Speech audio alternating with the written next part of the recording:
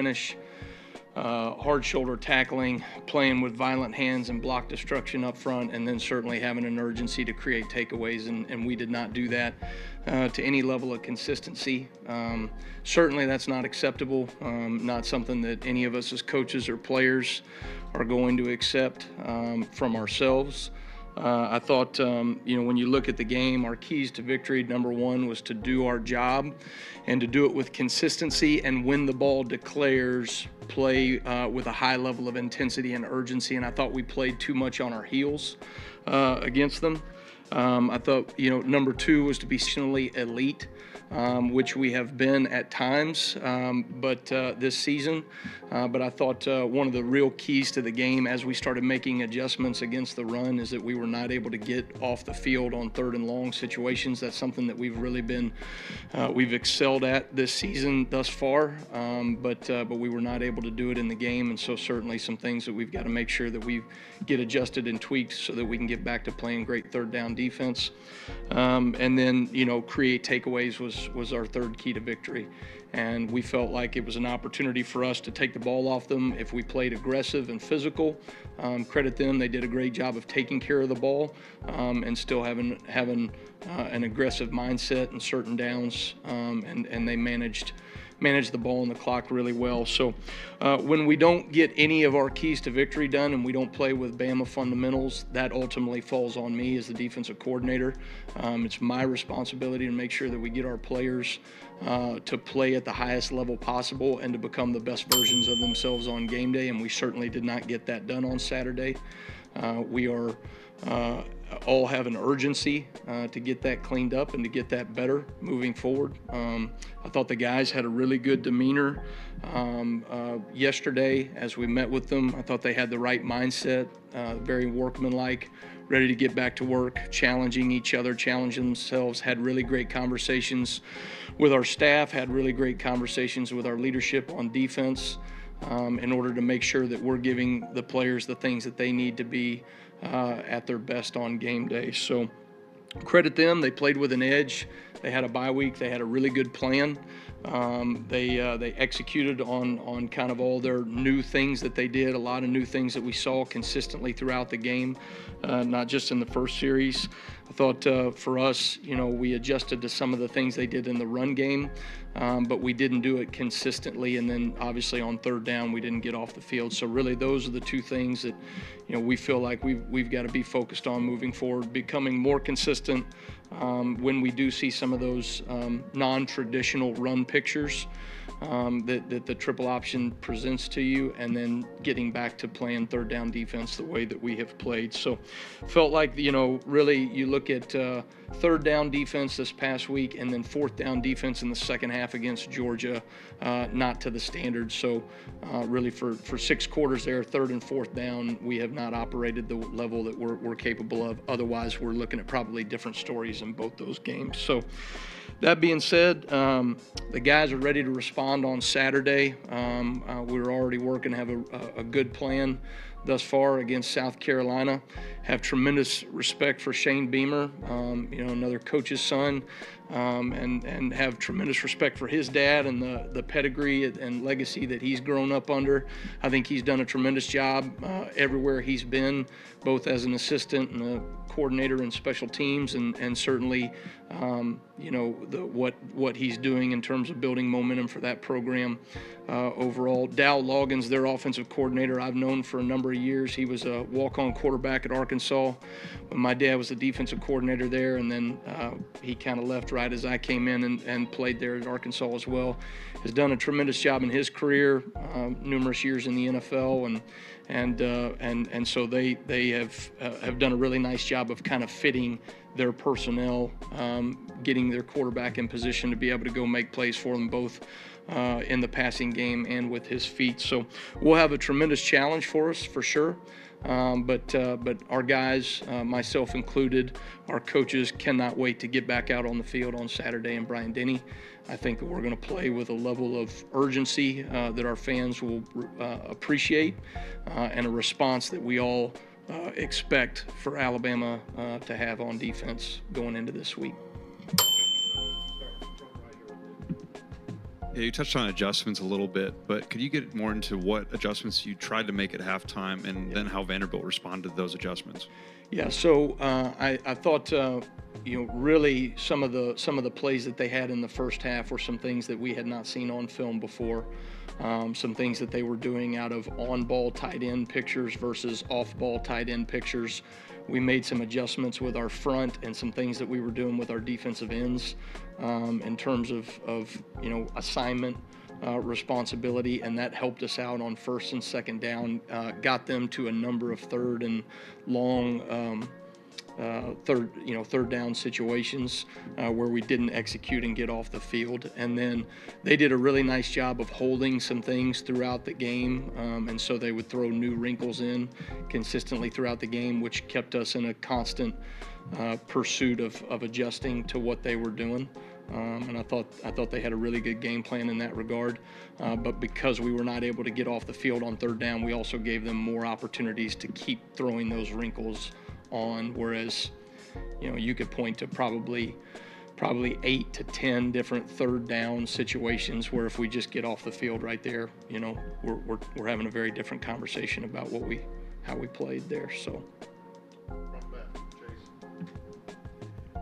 Obviously, from the press box, we can't hear what's being said on the field, but it appeared from our vantage point that Malachi refused to be substituted for in the last minute. Can you clarify whether that was the case? Well,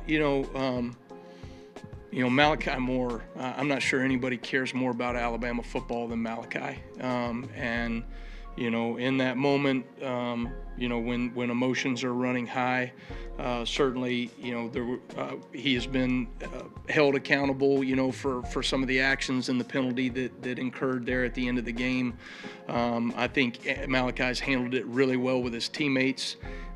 We are, continuing to work to make sure that we address it the right way across the board. But I got to tell you, when we first got here, Malachi has had our back from day one as a coaching staff coming in.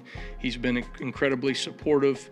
He's been a great leader for our players, and really does things to the level and standard that we would want them to.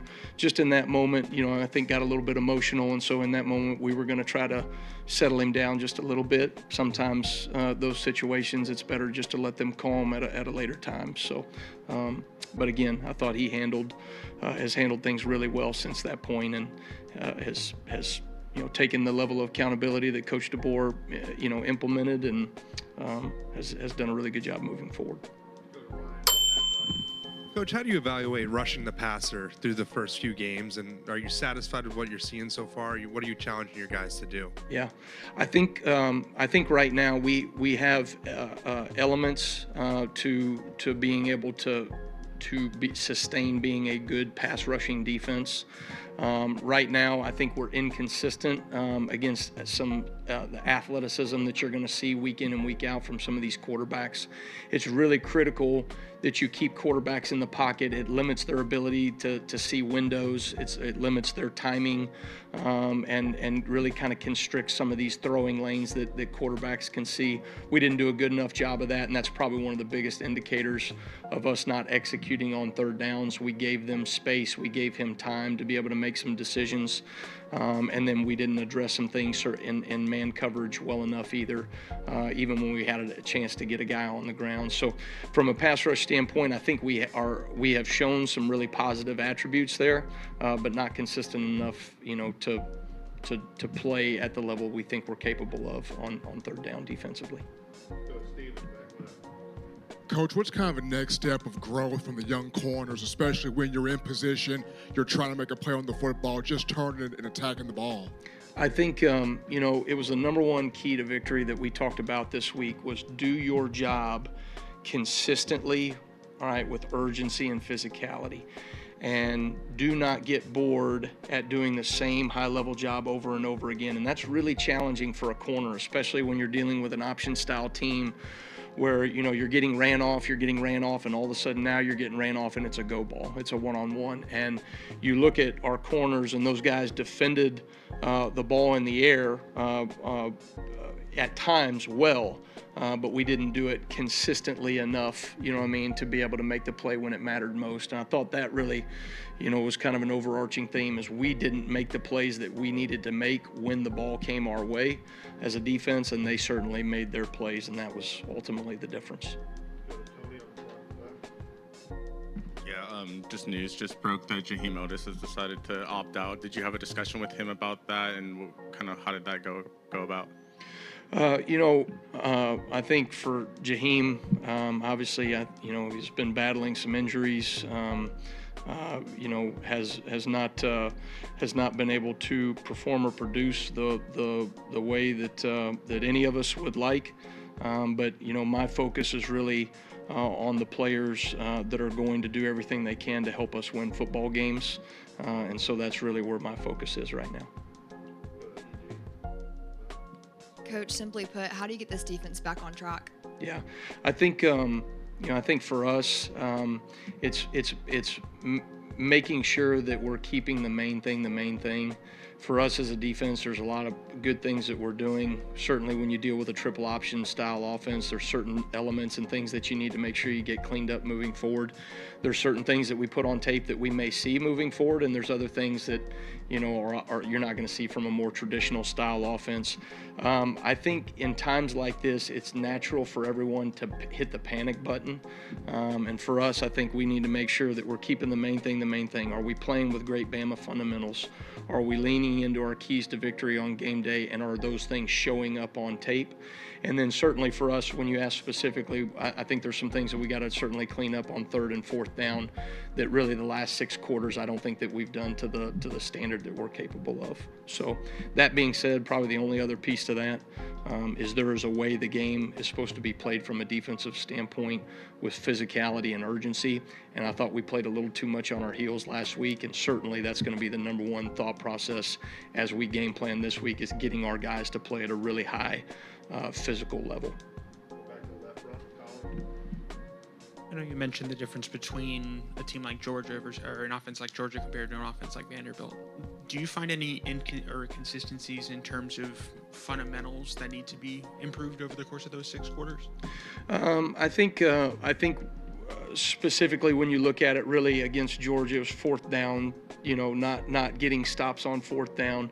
There's some things in man coverage that we need to make sure that we're handling, and that goes across the board from the corners to the safeties to the linebacker support and man coverage. There's some things that we've got to make sure, coverage is handled differently, be it off the situation, whether it's red zone, open field. But on 3rd and 4th down, those windows have to be as tight as possible. And there's some things fundamentally that we can keep working to clean up. We have shown those things. I think, again, to answer the question that was brought up before, it's about building consistency in your young men. It's about building consistency in your young players, and some things that we've got to continue to be able to work through. I wish I had the magic genie button, whatever you want to say, hey, we're going to give these guys the experience they need to be able to maneuver moving forward. But sometimes you got to go through some of these hardships and some of these challenges and adversities, and then expect your coaching and those players have an urgency to get things fixed moving forward. And that's certainly what I expect from us this Saturday. We talk a lot about adjustments and game adjustments. Can you take us through the process of how things are identified and then solved in that whole process? Well, you go into a game, right, knowing specifically this past week, right, anytime a team has a bye week, there's going to be a lot of wrinkles that you didn't see, particularly if you're dealing with a triple option style team. Those wrinkles are going to be, even more so because they're things that you don't see. You have a rep base in the spring ball and in fall camp that you're going through, and then the first 4 opponents that obviously when you deal with a team with this style offense, there's a lot of things that formationally you're going to see different. And then, from really an angle and leverage standpoint, you're going to see some different things as well. I thought we had a really good plan going into the game. I thought there were adjustments, that as we went in, we saw that there were some things in the first half that they were doing. We waited a couple of series to make sure that we're seeing things, properly, made small little tweaks and adjustments and calls.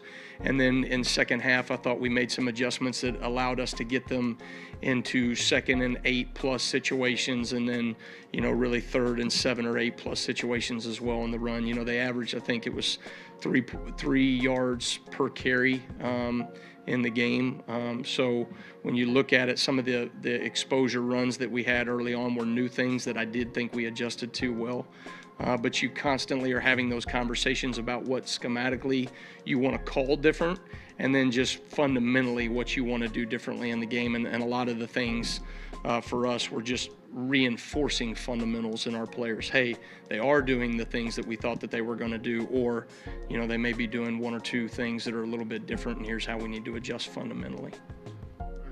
Okay, thanks guys. Roll Tide.